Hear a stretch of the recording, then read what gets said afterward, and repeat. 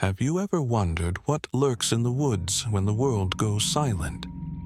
You've heard the stories, perhaps seen the movies, the strange noises, the creatures in the dark. But what if it's more than just a figment of imagination? What if, when the wind stirs the trees and the birds fall quiet, something else is watching? The woods have always been a place of mystery. They are old, ancient even. The trees, towering and thick, have seen things that we, as mere mortals, could never comprehend. When night falls and the world outside the forest is at peace, there's a strange stillness, an eerie calm.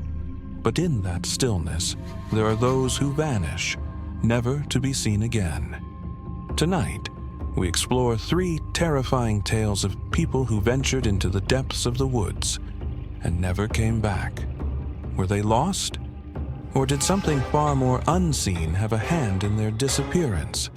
The deeper you go, the more you realize the forest is not simply a place of trees and dirt. It's a world unto itself, filled with secrets, stories, and shadows that have been there long before we arrived.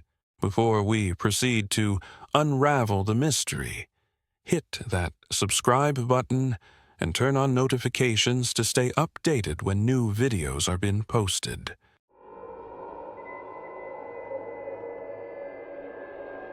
It was late in the afternoon when Jack Williams set out on his hike. An experienced outdoorsman, he'd walked these trails countless times and knew every twist, every turn, every hidden creek along the way. But today was different. There was a heavy fog that clung to the trees, rolling in like a silent tide, thickening with each passing minute. The sun, which had barely begun to dip below the horizon, cast only a faint, dim light through the trees, as if the forest itself was holding its breath. He didn't mind it. Fog, after all, wasn't unusual in the forest. But there was something unsettling about the quiet. Something that felt different this time. The birds had stopped singing. The wind had stopped moving the leaves. Only the crunching of his boots on the dirt trail and the occasional snapping of a twig underfoot could be heard. Jack paused. He stood still for a moment, listening. The footsteps. Were they his own? His heart raced, but he shook off the feeling. It was probably just a deer, or maybe the wind playing tricks on him. He turned and continued walking, the trail seeming to stretch endlessly ahead. The trees, now towering and dark, seemed to close in around him, and the path, once clear, was now nearly indistinguishable in the growing fog. With each step, Jack's unease grew. The woods, familiar as they were, now felt alien. The trail was no longer a path. It was a maze, a twisted route leading him deeper into the forest, far away from the world he knew. Time seemed to slip away, his watch no longer ticking the minutes, or perhaps he just hadn't noticed them pass. His breath grew heavier as the air grew colder. Then there was a sudden shift, a deep chill that swept over him, as if the very air had turned to ice. It crawled up his spine, a shiver that left his legs weak. Jack stopped again, this time turning around to look behind him. The trail was empty. Yet he couldn't shake the feeling that he was being watched, that someone, or something, was out there, moving with him through the fog. He started walking faster, his pace quickening, as the uneasy feeling grew into something more. Something that pressed against his chest, squeezing the air from his lungs. But then, ahead of him, something caught his eye. It was a torn backpack hanging from a low-hanging branch. The fabric was frayed and torn as though it had been dragged through the dirt. Jack approached cautiously. The pack didn't look like it had been abandoned on purpose. It was as if the owner had just vanished. His heart raced as he reached out and opened it. Inside, there was only a water bottle.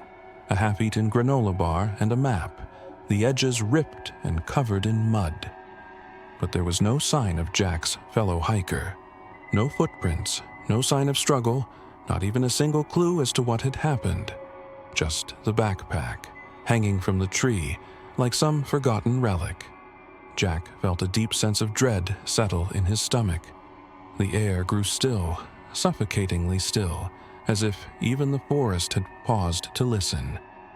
His mind raced. Was it an animal attack? Was the person dragged away by something that lived deep within the woods? Suddenly, there was a rustling sound coming from the trees behind him.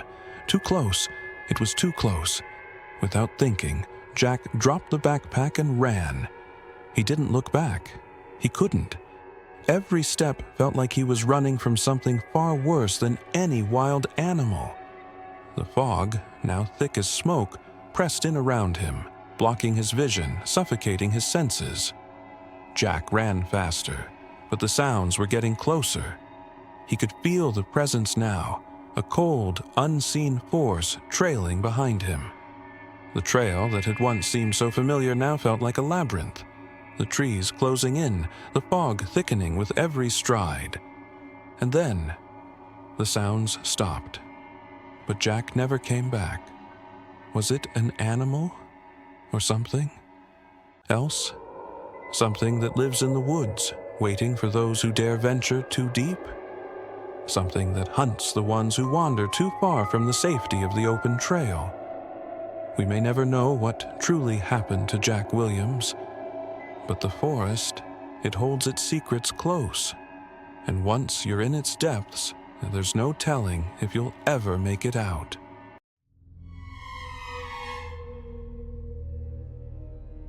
In the heart of the woods, far from the reach of civilization, there lies an old, forgotten cabin. It is nothing more than a shadow of what it once was, its wooden beams weathered, and the roof sagging under the weight of time. The kind of place that locals speak of in hushed tones, urging anyone who might ask to stay far away. They warn of strange happenings, whispers in the night, and the restless spirits that wander the overgrown trails.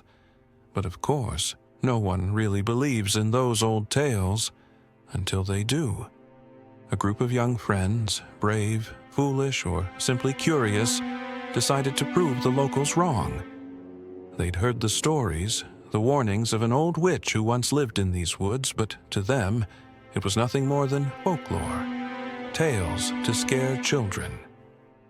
So they set out, laughing and joking, their flashlights cutting through the heavy forest darkness as they made their way to the cabin. When they arrived, the cabin greeted them with an unsettling silence. The door creaked open on its own, as though inviting them in, and without hesitation, they stepped inside. The air was thick with dust, and the floorboards groaned under their weight.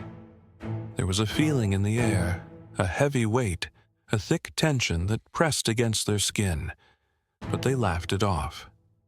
It was just an old, abandoned house, nothing more. As they explored the darkened interior, strange things began to happen. A broken mirror, shattered in the corner, reflected nothing but the shadowed corners of the room. Old, yellowed books lay scattered on the floor, the pages brittle with age. But then they found it. A thick, leather-bound diary, its pages torn and marked with strange symbols. It spoke of a woman, an outcast, a healer of the old ways who had been cast out of the village long ago, accused of dark magic. Her vengeance, it was said, had cursed the forest, bringing misfortune to anyone who dared trespass. The group read aloud from the diary, laughing nervously, dismissing the words as superstition. But the more they read, the colder the cabin seemed to grow. The air turned dense, suffocating. The walls seemed to close in on them. And then they began to hear it, the whispers. At first, faint, as if carried on the wind. But soon they were louder, growing, moving, as though the very forest itself was speaking to them. One of the group, Emily, felt a chill run down her spine. She turned to her friends, but they were no longer there. It was as though they had disappeared into thin air.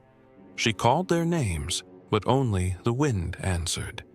The shadows outside the windows darted past, fast, too fast, as if something or someone was watching. Then, as quickly as it had started, everything stopped. The whispers faded. The air grew still. Emily's heart raced as she moved toward the door. But when she opened it, the forest outside had changed. The trees loomed closer as if pushing in on the cabin. The darkness outside felt oppressive, suffocating. She stepped back, the door slamming shut behind her, and that's when she saw it. A figure standing motionless just beyond the window. A woman in tattered dark robes, her face hidden in shadow. Emily's breath caught in her throat. She turned to her friends who had reappeared, looking just as confused and terrified as she felt. But there was no time to speak. The growl from outside grew louder, more ferocious, like an animal stalking its prey. They bolted toward the door, but the moment they touched the handle, it rattled violently. Something or someone was trying to get in. Before they could react, one of them, Chris, vanished. One moment, he was standing right there, eyes wide with fear. The next, he was gone, as if the forest itself had swallowed him whole. The remaining friends stood frozen, utterly confused and gripped by terror. What had happened? Where had Chris gone? The door shuddered under the weight of whatever was outside, pushing and pulling against the wood, as though it would break through at any moment. They didn't dare open it. Had they angered the witch? Or had something far older, far darker, been waiting for them? The sound of footsteps, too many, scraping against the floorboards fills the cabin.